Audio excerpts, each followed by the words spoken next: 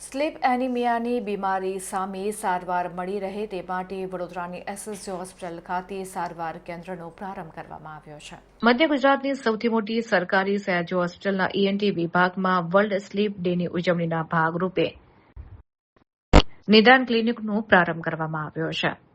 આજની આ ભાગદોડભરી જીવનશૈલીમાં ઊંઘને લગતી સમસ્યા સામાન્ય બની ગઈ છે.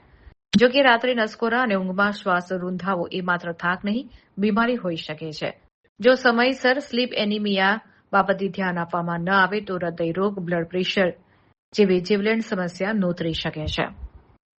એસએસજી હોસ્પિટલના ઈએનટી વિભાગના સિનિયર એપી ડોક્ટર રાહુલ ગુપ્તાએ જણાવ્યું હતું કે સ્લીપ એનિમિયા એક ગંભીર બીમારી છે. ઊંઘમાં શ્વાસ લેવાનું વારે ઘડે ચાલુ બંધ થાય, ઓક્સિજન લેવલ ઓછું થવાથી જુદા જુદા પ્રકારના લક્ષણો જોવા મળે છે, જેમ કે નસકોરા, દિવસે ઊંઘ આવવી, ચીડિયાપણું, બ્લડ પ્રેશર વધવું અને હૃદયરોગનું જોખમ રહે.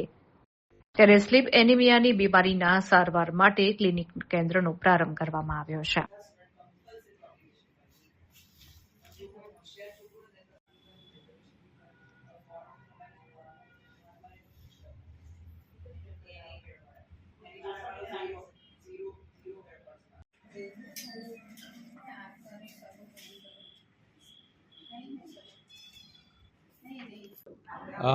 આજે વર્લ્ડ સ્લીપ ડે છે.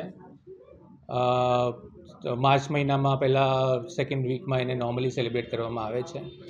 અમને આ દરમિયાનમાં એક સ્લીપ સ્ટડીની નવી મશીન અમારા અધિકારીઓએ એટલે મેડિકલ સુપ્રિન્ટ સાહેબે અપાયું છે.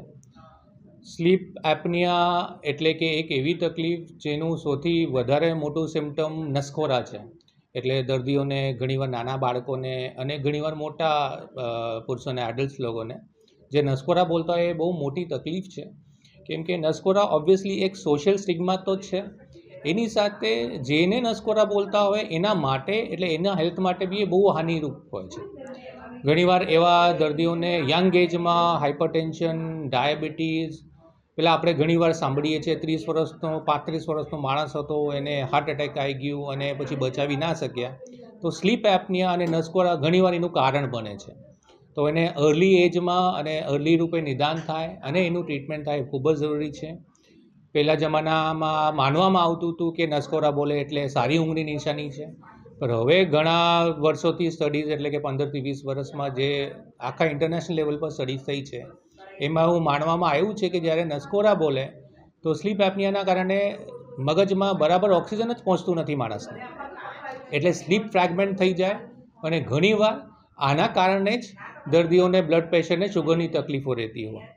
માણસ કોશિશ કરીને બી વજન ના ઓછું કરી શકે, કેટલી બી એક કરે, કેમ કે એવા હોર્મોન સિક્રેટ કરે છે મગજ જ્યારે આ ટાઈપનું ઓક્સિજન ડિસેચ્યુરેશન થાય છે કે આપણને ભૂખ વધારે લાગે અને આપણા સેટાઇટી સેન્ટર્સ એક્ટિવેટ ના થાય. તો એટલે આ મશીન ખાસી મદદરૂપ થશે આ ટાઈપના નસકોરા અને ઓબ્સ્ટ્રક્ટિવ સ્લીપ એપનિયાના ડાયગ્નોસિસમાં, અને અમે આશા રાખીએ છીએ કે એનાથી ખાસા બધા ડાયગ્નોસિસ અમે કરી શકીએ અને ક્યુરેટિવ સર્જિકલ મેનેજમેન્ટ બી કરી શકીએ, જેનાથી દર્દીઓને ખૂબ જ ફાયદો થશે. મારું નામ ડૉક્ટર રાહુલ ગુપ્તા છે. હું સહ પ્રાધ્યાપક છું ઈએનટી વિભાગ, સયાજી હોસ્પિટલમાં.